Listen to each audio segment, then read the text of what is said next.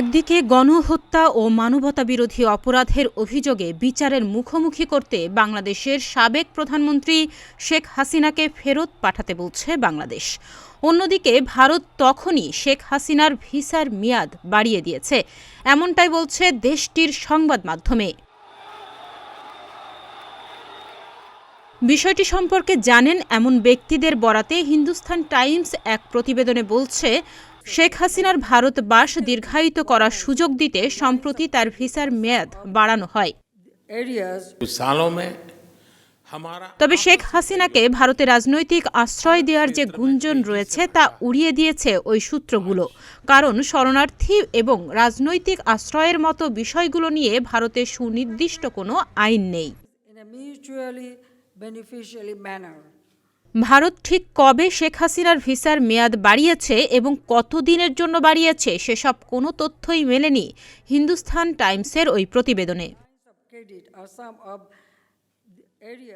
পত্রিকাটি বলছে, ভারতের স্বরাষ্ট্র মন্ত্রণালয় এবং স্থানীয় foreigners regional registration office Sheikh হাসিনার ভিসার মেয়াদ বাড়ানোর এই প্রক্রিয়ায় যুক্ত ছিল। ছাত্র জনতার অভ্যুত্থানে ক্ষমতাচ্যুত শেখ হাসিনা গত ৫ আগস্ট পালিয়ে ভারতে যান। এর মধ্য দিয়ে বাংলাদেশে আওয়ামী লীগের ১৫ বছরের শাসনের অবসান ঘটে। হিন্দুস্তান টাইমস লিখেছে, ৫ আগস্ট দিল্লির হিন্দান বিমান ঘাঁটিতে পৌঁছানোর পর শেখ হাসিনার সঙ্গে বাইরের কারও যোগাযোগ করার সুযোগ নিয়ন্ত্রিত রাখা হয়েছিল। তাকে এখন দিল্লির একটি সেফ হাউজে রাখা হয়েছে বলেও ধারণা করা হয়। আন্দোলন দমন করতে গিয়ে হত্যার অভিযোগে শেখ হাসিনা এবং তার সরকারের মন্ত্রী, এমপি ও আওয়ামী লীগের জ্যেষ্ঠ নেতাদের বিরুদ্ধে শতাধিক মামলা হয়েছে। গণহত্যা ও গুমের অভিযোগে শেখ হাসিনার বিরুদ্ধে গ্রেপ্তারি পরোয়ানা জারি করেছে আন্তর্জাতিক অপরাধ ট্রাইব্যুনাল। বিচারের মুখোমুখি করার জন্য শেখ হাসিনাকে ফেরত চেয়ে গত ২৩ ডিসেম্বর ভারতকে একটি কূটনৈতিক পত্র পাঠায় বাংলাদেশ সরকার।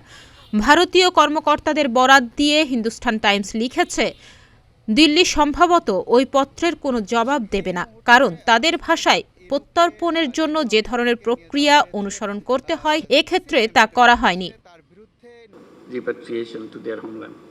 এদিকে বাংলাদেশের প্রধান উপদেষ্টা দপ্তর মঙ্গলবার জানিয়েছে, আওয়ামী লীগের শাসনামলে গুম এবং জুলাই অভ্যুত্থানের সময় হত্যাকাণ্ডের ঘটনায় ৯৭ জনের পাসপোর্ট বাতিল করা হয়েছে, যার মধ্যে সাবেক প্রধানমন্ত্রী শেখ হাসিনার পাসপোর্টও রয়েছে।